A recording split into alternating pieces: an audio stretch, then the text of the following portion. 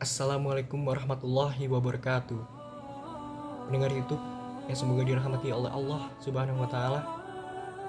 Saya di sini akan menjelaskan tentang apa itu nasyid.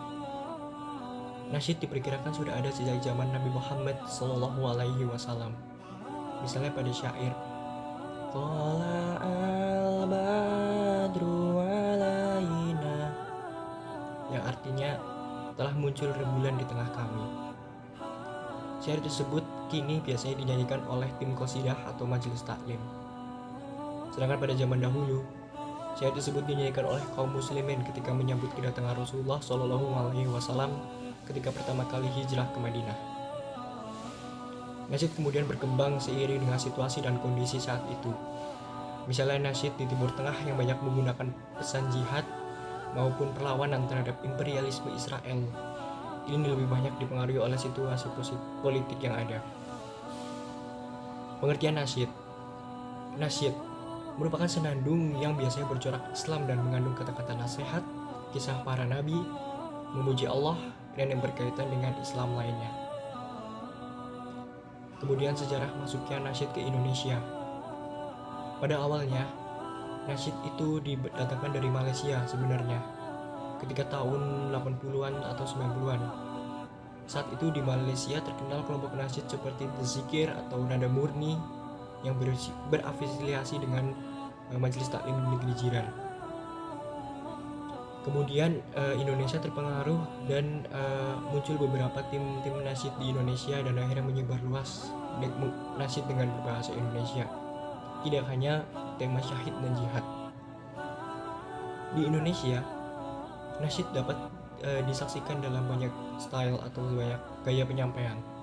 Misalnya yang pertama ada nasyid yang dibawakan dengan akapela, yaitu tanpa menggunakan alat musik sama sekali. Misalnya nasyid yang seperti ini adalah lagu yang seperti ini.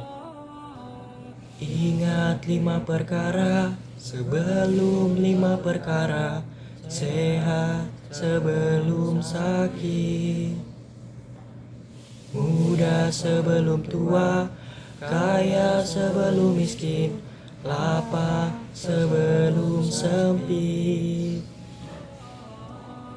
Nah, itu adalah sebuah lagu yang dibawakan oleh Raihan berjudul Demi Masa. Tidak menggunakan alat musik sama sekali, sehingga berstyle atau memiliki gaya penyampaian yaitu akapela. Kemudian ada juga lagu yang menggunakan alat musik sederhana seperti alat musik tabuh ataupun menggunakan suara mulut yang menyerupai musik. Misalnya pada lagu Jagalah hati, jangan kau kotori, jagalah hati, lentera hidup ini. Jagalah hati, jangan kau nodai, jagalah hati, cahaya ilahi. Kemudian ada juga nasyid atau senandung musik yang menggunakan alat-alat musik zaman sekarang. Itu adalah salah satu contoh nasyid yang dibawakan oleh kelompok grup musik bernama Senada yang berjudul Jagalah Hati.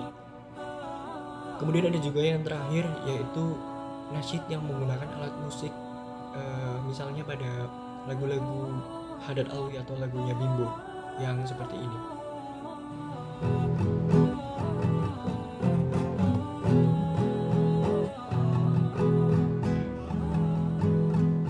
Ada anak bertanya pada bapaknya, buat apa berlapar-lapar puasa?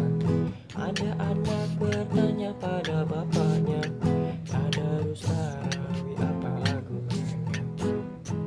Lapar mengajarmu rendah hati selalu. Tadarus artinya memahami kitab suci. Tarawih mendekatkan diri pada ilahi. Nasyid sendiri sebenarnya memiliki kontroversi, mengingat ada perbedaan pendapat oleh para ulama terhadap musik.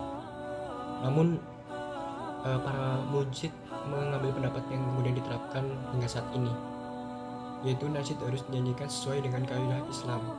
Tidak ada halwat atau campur baur antara laki-laki dan perempuan yang tidak sah secara agama, kata-kata kasar, dan juga minuman keras. Demikian penjelasan yang bisa saya sampaikan, kurang lebihnya mohon maaf. Wabillahi taufik wal hidayah. Wassalamualaikum warahmatullahi wabarakatuh.